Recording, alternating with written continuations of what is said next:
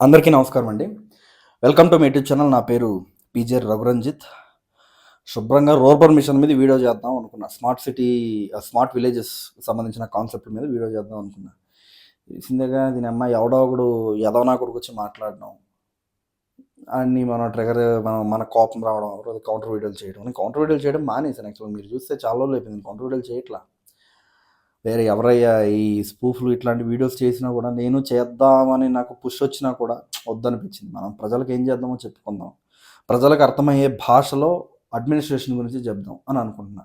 అందులో భాగంగా rurban machine మీద మనం చేద్దాం. స్మార్ట్ విలేజెస్ దాని తాలూకు ఎఫెక్ట్ ఎట్లా ఉంటుంది, మరి దావోస్ మీద మనం మాట్లాడదాం అని చెప్తే వికీపీడియాలో బయోగ్రఫీ కూడా లేని బొకాపకిరి ఎదవలు కొంతమంది, వేస్ట్ నా కొడుకులు కొంతమంది, పనికిమాలని ఎదవలు కొంతమంది, లోఫర్ నా కొడుకులు కొంతమంది పవన్ కళ్యాణ్ గారి గురించి తిట్టాలా, హైలైట్ అయిపోవాలా అన్న పరిస్థితిని, ఆ విధానాన్ని ఎంచుకోవడం కొంచెం నాకు ఆశ్చర్యం కలిగించింది. సినిమా పెద్దని చెప్పుకుంటాడు, మేము మామూలు ఫ్యామిలీ కాదు, మాది హిస్టారికల్ ఫ్యామిలీ అని చెప్పుకుంటాడు, ఇట్లా చాలా చెప్పుకుంటాడు. వీడియో స్టార్ట్ చేయడానికన్నా ముందు నేను ఏం చెప్తున్నానంటే, కొంచెం నేను ఎవరైతే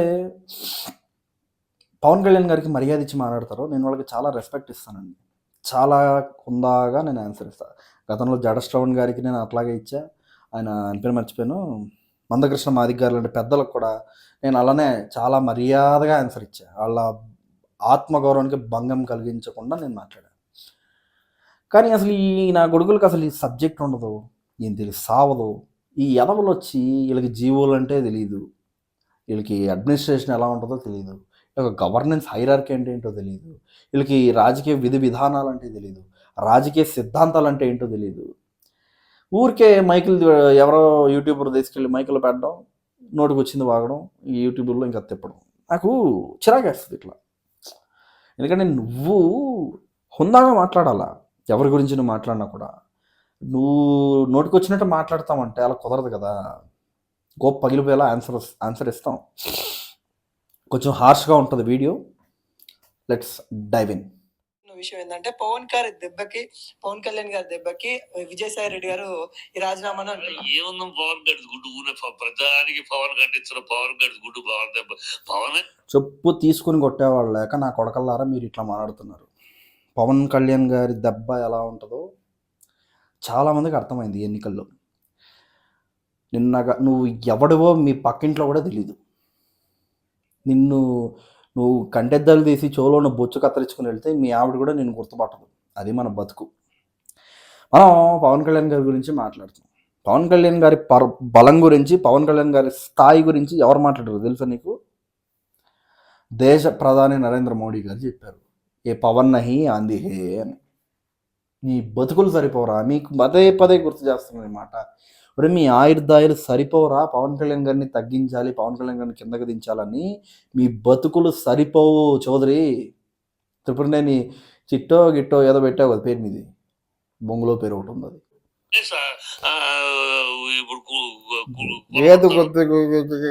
అది ఏం చెప్పాలనుకుంటున్నావు చెప్పు.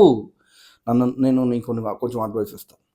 పానపరాగులు గుట్టకాలు తగ్గించు, మందు తక్కువ తాగు, మందు ఎక్కువ తాకు అని మాట్లాడతావు. నువ్వు చెప్పేది స్పష్టంగా చెప్పు. చెప్పడం చేత కాకపోతే వెళ్ళి భజన చేసుకో, రాముడికో కృష్ణుడికో, రాజకీయాలు మాట్లాడు, చెప్పు. ఉండబడతాడో తెలీదు. పవన్ దెబ్బ గుడ్డు పవన్ ఇప్పుడు చంద్రబాబు చెప్తున్నాడు. పవన్ దెబ్బ గడిది గుడ్డు అయితే నువ్వు పోటీ చేయలేకపోయావా? మీకు మా ఎలక్షన్స్లోనే దిక్కు లేదురా. మీరు సినిమా వాళ్ళకి సంబంధించిన మా అసోసియేషన్ ఎలక్షన్స్లోనే అంత పిల్లబచ్చగలరు మీరు. మీ కౌంటర్ వెళ్ళాలని మాకు సిగ్గుందిరా.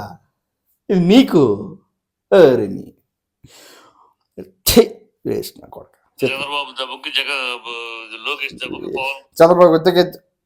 ఏం మాట్లాడుతున్నావు? సరిగ్గా చెప్తావు. ఊరే తెలుగు 360 ఎవర్రా ఎడిటరాడు? ఊరే అది గద్ద అన్న తీసేయి ఫస్ట్. కౌంటర్ ఇవ్వడానికి మాకు అనుకూలంగా ఉండేలా చేయాలి మీరు కూడా ఎడిట్లు. తెలీదు, గెలగలాడతాడో తుడి పడతాడో చూడాలి. చంద్రబాబు గారి దెబ్బ కంట పవన్ కళ్యాణ్ చంద్రబాబు గారు లోకేష్ దెబ్బకి గిలగలాడతాడు ఎవరు? పవన్ కళ్యాణ్ గారు. ఈ మాట పని చేయి. ఈ మాట చంద్రబాబు గారు అపాయింట్మెంట్ తీసుకో సార్. నువ్వు అబద్ధం చెప్పి, ఎందుకంటే ఇలాంటి వేస్ట్ నా కొడుకుల్ని చంద్రబాబు గారు పట్టించుకోరు కదా. నువ్వు ఎవడమని పట్టించుకోవడానికి నువ్వు పోటుగాడు, నువ్వు IAS officer, IPS officer, lawyer నేను పట్టించుకోవడానికి, లేకపోతే జర్నలిస్టు, అనలిస్టువా నేను పట్టించుకోడు. ఇలాంటి వేసిన కొడుకుల్ని ఓ ప్రయత్నం చేయి. చంద్రబాబు గారికి వెళ్ళి, సరే మీరు ఒక కొట్టు కొట్టండి పవన్ కళ్యాణ్ గారిని, గిలగిల కొట్టుకోవడం నేను చూడని చెప్పి. ఎప్పుడు చచ్చిపోతావో తెలియదు నువ్వు, ఓకేనా? నీకు ఒక ఛాలెంజ్ ఇస్తున్నా, నీకు ఒక టాస్క్ ఇస్తున్నా. రే నువ్వు ఎంతన్నా ప్రయత్నించరా, నీ ఇష్టం, ఎంతన్నా ప్రయత్నించరా. పవన్ కళ్యాణ్ గారు గిలగిల కొట్టుకునేలు నువ్వు చేస్తే బాంచద్ చూసుకున్నావు. ఇలాంటి వాళ్ళ గురించి నేను మాట్లాడను. బేసిక్గా బ్రోకర్ నా కొడుకుల గురించి నేను ఎందుకు మాట్లాడాలి? అధికారంలోకి వచ్చి మనం ప్రజలకు ఏం చేస్తున్నామో, మనం వాళ్ళకి బాధ్యతగా ఉన్నాం. ఓట్లు వెళ్ళి ఇంటింటికి వెళ్ళి ఓట్లు అడిగిన వాళ్ళం నేను కూడా ఉన్నాను. నాకు కూడా కొన్ని బాధ్యతలు ఉంటాయి కాబట్టి నేను కొన్ని మా చేయాల్సిన పనులు మనం చేస్తూ ఉంటాం. నీలాంటి వాళ్ళ గురించి బొక్క నాకు టైం. కాకపోతే నీకు ఒక టాస్క్ ఇస్తున్నా. పవన్ కళ్యాణ్ గారిని నువ్వు భయపెట్టి అని గిలగిలగలగల కొట్టుకొచ్చి, నిన్ను గిలగల కొట్టుకునేలా నేనేం చేయగలను? నేను కరెక్ట్గా కాన్సన్ట్రేట్ చేసి నీ మీద సిరీస్ ఒకటి మొదలు పెట్టాను అనుకో, చచ్చూరుకుంటావు. నాకు ఒక చెప్తున్నా, చచ్చిపోతావు. సై అంటే ఏ మీడియా ఛానల్లో కూర్చుంటో కూర్చో. నేను అడిగే ప్రశ్నలకి నీ బతికేటి నువ్వు సమాధానం చెప్పి నేను చూస్తా. నువ్వు సినిమా ఇండస్ట్రీ వాళ్ళకి పెద్ద మాకు కాదు కదా, మేము సినిమా వాళ్ళం కాదు కదా. అక్కడ ఆ ఇండస్ట్రీలో నువ్వు పెద్దోడివి అయ్యి ఉండొచ్చు. నా దృష్టిలో నీలాంటి ఎదవలు కూడా పెద్దవాళ్ళు కాదు. అసలు నా దృష్టిలో అసలు ఇండస్ట్రీకి పెద్ద అని నాకు అనిపిస్తే ఎవరంటే రాజమౌళి గారు. ఎందుకంటే ఈ సినిమా ఇండస్ట్రీని అక్కడికి తీసుకెళ్ళి ఎలివేట్ చేసి అడుగుచిపెట్టాడు. ఆయన నాకు పెద్ద.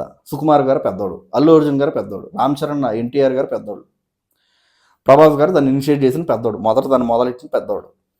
ఫ్యూచర్లో మహేష్ బాబు గారు దాన్ని ఇంకో లెవెల్కి తీసుకెళ్ళే పెద్దోడు. అంటే హాలీవుడ్ని అక్కడికి తీసుకెళ్ళే పెద్దోడు. ఇలాంటి వేసిన గొడుగుల గురించి నేను మాట్లాడమే బొక్క. ఎందుకంటే నా టైం లైన్లోకి రాకపోతే నేను కూడా నేను మాట్లాడేవాడు కదా. నా ఎక్స్ టైం లైన్లోకి రాకపోతే ఎవరికి తెలుసు ఎవరికి తెలుసు నువ్వు నీ గురించి నేను ఎందుకు మాట్లాడతా? వేసిన కొడుకు చెప్పు.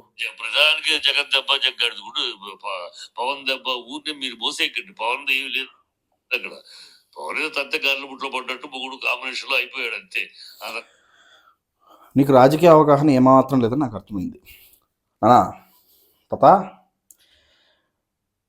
నీ మీద నువ్వు ఇంకో 2-3 వీడియోలు మాట్లాడితే సిరీస్ చేస్తారా? తప్పకుండా. నీ ఇలాంటి చీడ పొరుగుల్ని సమాజం నుంచి పీకేయాలి. ఫస్ట్ సమాజాన్ని క్లీన్ చేయాలి. న్యూ ఏజ్ పాలిటిక్స్ అంటే నీలాంటి ఎదవలు ఉండకూడదు అసలు. ఫస్ట్ ఆఫ్ ఆల్ ఏమన్నా పవన్ కళ్యాణ్ గుడ్డు దెబ్బ గుజు అని అన్నావు కదా నువ్వు. అతను అన్నది మీకు అర్థం కాలేదు, నేను చెప్తాను. పవన్ కళ్యాణ్ గారిది ఏముంది? పవన్ కళ్యాణ్ గారిది గుడ్డు అసలు ఏం లేదు.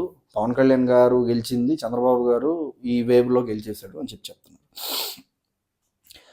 అసలు ఆ మాట అన్నప్పుడే జోడించి కొట్టాలండి. ఎందుకంటే ఆ అలయన్స్ని ఫామ్ చేసింది పవన్ కళ్యాణ్ గారు. బీజేపీ ససేమిరా అంటే చంద్రబాబు గారిని వద్దు మేము ఒప్పుకోం అని అంటే బీజేపీని కన్విన్స్ చేసిన నాయకుడు పవన్ కళ్యాణ్ గారు. నమ్మండి నన్ను అని చెప్పి. ఇంకో విషయం, పవన్ కళ్యాణ్ గారు 2022 కింద, అంటే 2022 కింద మీరు ఏ సెఫాలజిస్ట్ అన్నా చూసుకోండి, ఆత్మసాక్షి సర్వే ప్రకారం జగన్మోహన్ రెడ్డి గారికి 131 సీట్లు వస్తాయి 2021లో. అలా 2021-22 టైంలో.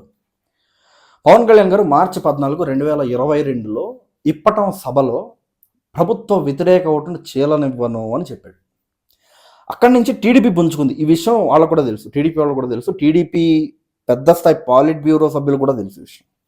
పవన్ కళ్యాణ్ గారు తీసుకున్న ఒక నిర్ణయం ఆంధ్రప్రదేశ్ రాష్ట్ర రాజకీయాన్ని తిప్పేసింది అని చెప్పి వాళ్ళకు కూడా తెలుసు. ఇక్కడ మీకు ఒక విషయం చెప్తా. ఇక్కడి వరకు ఎలా ఉండేదంటే 50-50. ప్రభుత్వ వ్యతిరేకత చీలనివ్వను అంటే అది ఏ విధంగా అంటే ప్రభుత్వ వ్యతిరేకతని మొత్తం మేమే తీసుకుంటున్నామన్నా అలయన్స్ ఫామ్ చేస్తారో తెలియదు అప్పటికి. సో 50-50 ఉంది. జగన్మోహన్ రెడ్డి గారు ఇటువైపు వీళ్ళు గెలుస్తారని. తర్వాత పవన్ కళ్యాణ్ గారిని అక్టోబర్ 15వ తేదీని హౌస్ అరెస్ట్ చేస్తే వైజాగ్లో, అలా జరిగినప్పుడు అది నగర బహిష్కరణ చేసినప్పుడు ఒక క్లారిటీ వచ్చేసింది. జగన్మోహన్ రెడ్డి ఖచ్చితంగా ఓడిపోతాడు నెక్స్ట్, డౌట్ లేదు ఇంకా పక్కా. దానికి మసాలా నూరు యాడ్ చేసిన వ్యక్తి చంద్రబాబు నాయుడు గారు. ఆయన వైజాగ్ నుంచి విజయవాడ వస్తే చంద్రబాబు గారు డైరెక్ట్గా విజయవాడకి వచ్చి పవన్ కళ్యాణ్ కలిసారు. ఇంకా అయిపోయింది, మొత్తం అయిపోయింది అక్కడతో. ఎంతవరకు అయింది? 70% అయింది. చంద్రబాబు నాయుడు గారు అరెస్ట్. చంద్రబాబు నాయుడు గారు అప్పటికి క్యాడర్ సిద్ధమైపోయింది. తెలుగుదేశం జనసేన మనం కలిసి వెళ్ళాలి అని మైండ్ సెట్లోకి వచ్చేసారు. ఆ స్పీచ్లు కానీ మనకు అన్నీ అలానే ఉంటాయి.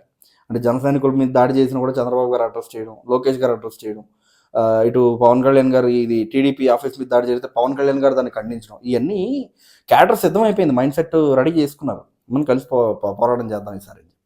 తర్వాత చంద్రబాబు నాయుడు గారిని అరెస్ట్, స్కిల్ స్కామ్ కేసులో ఆయన అరెస్ట్ చేసినప్పుడు ములాఖత్ రాజమండ్రి జైల్లో ఆయన కలిసి ములాఖత్ తర్వాత పవన్ కళ్యాణ్ గారు బ్లూ షర్టు, లెఫ్ట్ సైడ్లో బాలయ్య, రైట్ సైడ్లో నారా లోకేష్ని పెట్టుకుని ఈ ఎలక్షన్స్లో తెలుగుదేశం, జనసేన, బీజేపీ మనం కలిసి వెళ్తున్నాం అని ఏదైతే పవన్ కళ్యాణ్ గారు చెప్పారో, నా దృష్టిలో ఆ రోజు ఎలక్షన్స్ అయిపోయింది. ఇంత జరగడానికి కారణం అనుకున్న వ్యక్తి ఎవరో పవన్ కళ్యాణ్. ఇది నేను చెప్తున్నాను అనుకుంటున్నారా? నేషనల్ మీడియా చెప్పింది, మోడీ గారు చెప్పారు, చంద్రబాబు నాయుడు గారు చెప్పారు. నా కొడక, నీకు గట్టిగా నీకు భోంచేసి చచ్చిపోయే బతుకు నీది. నువ్వు పవన్ కళ్యాణ్ గారికి అసలు ఏం లేదు, నథింగ్ అంటావా? నీ బతుకులు సరిపోవు త్రిపురనేని చౌదరి, నీ బతుకు సరిపోదు. నేను చెప్తున్నాను కదా, ఓపెన్ ఛాలెంజ్, సవాల్ నీకు. నేను ఒక అడుగు ముందుకేసి చెప్తాను, నీకు గుద్దలవుదామంటే ట్రై చేసి చూస్తా. పవన్ కళ్యాణ్ గారిని నువ్వు తిట్టాలా? కన్స్ట్రక్టివ్గా తిట్టు. పంచాయతీరాజ్ శాఖకు సంబంధించిన నిర్ణయం ఇది నాకు నచ్చలా. క్లస్టర్ వ్యవస్థను అప్డేట్ చేయాల్సిన అవసరమే ఉందండి, ఉన్న వ్యవస్థను సరిపోద్ది, దానికన్నా బెటర్ ఐడియా ఇదిగో ఇది, మీరు దీని ద్వారా ముందుకెళ్ళండి చెప్పు. సీసీ రోడ్లు సరిపోలేదండి, ఇంకా సీసీ రోడ్లు పడాలి, ఇదిగో బీటీ రోడ్లు సరిపోవట్లేదు. నువ్వు ఎప్పుడైనా క్యాన్సర్లో తిరిగావా? ఏదోనా కొడక పల్లెటూరులలో ప్రచారాలు చేసావా? నువ్వు ఎప్పుడైనా తిరిగావా? ఓటర్తో మాట్లాడావా? ఓటర్ పల్స్ తెలుసుకున్న ప్రయత్నం చేసావు నువ్వు? ఈ 4-5 ఐ డ్రీమ్ మీడియా ఇట్లా 4-5 ఉంటాయి, కొన్ని ఛానల్స్ ఉంటాయి, ఆ ఛానల్లో కూర్చుని ఇటు నిర్ణయిస్తాడు రాజకీయాలు, ఇటు కూర్చుని ప్రజలతో మమేకమవుతావు ఎప్పుడైనా? అసలు ఓటర్ పల్స్ ఎటువైపు ఉంటుందో నువ్వు చెప్పగలవా? నా ట్విట్టర్లో పిండి ట్వీట్ ఉంటుంది, వెళ్ళి చూసుకో. నేను తిరిగా గ్రౌండ్ లెవెల్లో, నాలాంటి జన సైనికులు తిరిగారు, నువ్వెవడరా మధ్యలో చెప్పు. అంతకుముందు అతను ఒక నాయకుడు కాదు, ఒక joker, political joker. Pavan is a political joker. ఇప్పుడు ఇదే మాట తీసుకెళ్ళి Pavan is a political joker అని చెప్పావు కదా, ఇప్పుడు ఇదే మాట తీసుకెళ్ళి నువ్వు అమిత్ షా నీ బతుకాళ్ళు నీకు అపాయింట్మెంట్ ఇస్తారని నేను అనుకోను, కానీ అమిత్ షా వదిలే, నీ రేంజ్కి ఆయన చాలా ఎక్కువ. కానీ కిషన్ రెడ్డి కూడా వద్దాబా, కిషన్ రెడ్డి కూడా చాలా ఎక్కువ. సోము వీర్రాజు గారిని కలుగురా. నీకు పురంధరేశ్వరి గారి కాళ్ళ దగ్గర కూడా నువ్వు రాలేవు, కానీ నీ బతికేయడం నాకు తెలుసు. కానీ సోము వీర్రాజు గారిని కలుగు, నువ్వు బీజేపీ కదా, సోము వీర్రాజు గారిని కలిసి పవన్ కళ్యాణ్ అనేది పొలిటికల్ జోకర్ అని చెప్పు. చెవులో నాతులు, ముక్కులో నోట్లో కుక్కి పంపిస్తాడు, ట్రై చేయి. చాలా కంట్రోల్ చేసుకుంటున్నారు రే, చాలా కంట్రోల్ చేసుకున్నారు. ఎందుకంటే డీఫేమ్ చేసే వాళ్ళని చూస్తే ఉరి తీసేయాలనేది కోపం ఉంటుంది నాకు. ఇప్పుడు కూడా ఉరి తీసేయాలనేది కోపం ఉంటుంది, ఎందుకంటే రాజకీయాల్లో దోషం ఉండకూడదని నమ్మేవాడిని. అబ్యూజ్, దూషించడం, టార్గెట్ చేయడం, హెరాస్ చేయడం అన్నది రాజకీయాల్లో మంచిది కాదని నేను చాలా బలంగా నమ్ముతాను అన్నమాట. సో నేను నీకు చెప్తున్నా, నువ్వు ఈ మాట తీసుకెళ్ళి Pavan Kalyan is a political joker అని ఇంట్లో కొజ్జాగాడిలా కూర్చొని మాట్లాడడం కాదురా, సోఫాల మీద కూర్చుని బహిరంగ సభ పెట్టిన ఒకటి, నీ బతుకు 20 మందిని తెచ్చుకో, ఈ సినిమా వాళ్ళని తెచ్చుకో, సబ్ పెట్టు. ఖాళీగా రారలే, నువ్వు పవన్ కళ్యాణ్ ఏంటి డబ్బులు బిర్యానీ లేకుండా రావడానికి? పంచు, నీ దగ్గర ఎంతో, నీ ఆతులు అమ్మేసి పంచు, ఎంతమంది వస్తారు? వాళ్ళందరూ నువ్వు పవన్ కళ్యాణ్ తిట్టు. నువ్వు నీ బిర్యానీ, నీ బీర్ తాగిన వాళ్ళు నేను కొడతారు పట్టుకుని, ఫస్ట్ కొట్టేదాళ్ళే. ఏదరా ఇటు భీమవరం వైపురా, కొంచెం పిఠాపురం, కాకినాడ వైపు వెళ్ళకు, ఎవరే దయచేసి కూడా వెళ్ళకు. నేను చెప్తున్నాను అంటే నువ్వు కనపడవు, ఇంకా నువ్వేమి వచ్చాడు ఏమైపోయాడు తెలియదురా అంటారు. ఎంత దారుణంగా ఉంటారో నాకు తెలుసు, అక్కడ అభిమానులు ఎంత కసిగా ఉంటారో నాకు తెలుసు. నువ్వు ఇట్లా కృష్ణా జిల్లా వైపు, గుంటూరు జిల్లా వైపురా వచ్చి ఓ మాట మాట్లాడట్లా, వాళ్ళే కొడతారు ఫస్ట్. నేను రండి సార్ నీళ్ళు ఇస్తాను, లోపలికి తీసుకెళ్ళి కొల్లబొడి చేస్తారు కదా, ఓకేనా చెప్పు. నిర్ణయం మాట్లాడాడు, వాళ్ళు తెలియదు, వాళ్ళే మాట్లాడాడు, రేపు మాట్లాడు. ఇది పవర్ఫుల్ జోకర్ కావాలంటే పవర్ఫుల్ పొలిటికల్ జోకర్ అంతే తప్పితే. నువ్వెవరు? నువ్వు సినిమాలో కూడా జోకర్గా అడిగావు, నువ్వు అంతకన్నా హీనం నువ్వు. అదేది ఏదరా సినిమా, జోంబీ సినిమాలో ఆ డాక్టర్ రోల్ చేశాడు, 8 మంది ఇంజక్షన్లు కొట్టే డాక్టర్. అది మన బతుకు. మన సినిమాల్లో కూడా దిక్కులేదు అక్కడ. మనం పవన్ కళ్యాణ్ గురించి మాట్లాడేస్తాం. పవన్ కళ్యాణ్ అనేది 10 ఏళ్ళుగా పార్టీ నడిపాడు, వాడు పొలిటికల్ జోకర్ ఎందుకు అవుతాడు కదా? మరి చనిపోయిన కౌలు రైతు కుటుంబాలకు సొంత డబ్బు ఇచ్చాడు కదా, పొలిటికల్ జోకరే.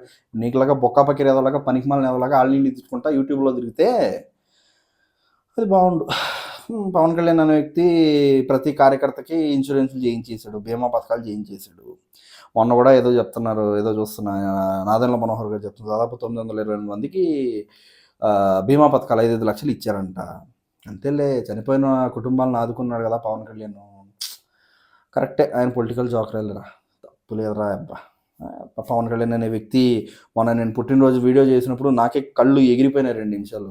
దాదాపు 82 కోట్లు ప్రజలకి ఖర్చు పెట్టేశాడు 2014 నుంచి 24. ఏది, ఎవరికన్నా నాకు సహాయం కావాలని ఆయన గడప దొక్కితే సహాయం చేసి పంపించడం, అలాంటివి 82 కోట్లు ఇచ్చేశాడు. కౌలు రైతు కుటుంబాలను అయితే ఏమిటి, భవన నిర్మాణ కార్మికులకు భోజనాలు పెట్టడం అంటే ఏంటి, మనకి డొక్కా సీతమ్మ క్యాంటీన్లని, జలవేంద్రాలని వాళ్ళ అమ్మాయిలు మరి దారుణంగా, దీని అమ్మ కరోనా టైంలో కరోనా అంటించుకుని మరీ చచ్చిపోయి ఫ్రీ సిలిండర్లు ఇచ్చేసి ఎన్ఆర్ఐస్ నుంచి డబ్బులు పంపించి, బాబోయ్ పొలిటికల్ జోకర్లు వీళ్ళందరూ. నువ్వు వేసిన కొడుకువి, దీని అమ్మ నువ్వు మీ ఇంట్లో నీ భార్యకి నీ పిల్లలకి అన్నం పెడతావో తెలియదు, నువ్వు నా కొడక నువ్వు వచ్చి పవన్ కళ్యాణ్ కానీ పొలిటికల్ జోకర్ అంటావు, పవర్ఫుల్ జోకర్ అంటావు. సారీ, టంగ్ స్లిప్ అయ్యాను. కాకపోతే నేను చెప్పాను కదా, సోషల్ మీడియా అబ్యూజ్ని, రాజకీయాల్లో అబ్యూజ్ని, సోషల్ మీడియా అబ్యూజ్ని నేను ఆపాలనుకుంటున్నా. సో ఇట్లాంటి పారాసైట్స్ని మనం తొక్కాలి, తప్పదు. ఇదే ఈ నా కొడుకులకు సబ్జెక్ట్ రాదు కాబట్టి వీళ్ళకి ఇదే భాషతోనే మాట్లాడాలి. రే నువ్వు ట్రై చేయరా పవన్ కళ్యాణ్ గిలా కొట్టుకునేలా, నీ నీ ఇష్టం రా, నువ్వు ఎన్ని రోజులు బతుకుతావో అన్ని రోజులు ట్రై చేయి. నీ మీదకి వీడియోలు కూడా చేయను రా, నేను వేసినా కూడా నీతో నాకేం పనికి మాలిన ఎదవా. నీ గురించి నేను అసలు మాట్లాడను, కానీ నాకు చాలా పనులు ఉన్నాయి. అడ్మినిస్ట్రేషన్, పంచాయతీరాజ్ శాఖ ఉంది, నేను ఇంకా science and technology department Pavan Kalyan garu తీసుకున్నారు, దాని గురించి ఒక వీడియో లేదు. నేను మొత్తం నా దగ్గర ఇన్ఫర్మేషన్ ఉంది, కానీ నేను మాట్లాడడానికి టైం లేదు. నీలాంటి యదవనా కొడుకులు వచ్చి గెలుస్తూ ఉంటారు నన్ను. నీలాంటి బ్రోకర్ గురించి నాకు మాట్లాడడానికి ఇష్టం ఉండదు, కానీ ఏమోలే. సరే, జై జనసేన, జై హింద్.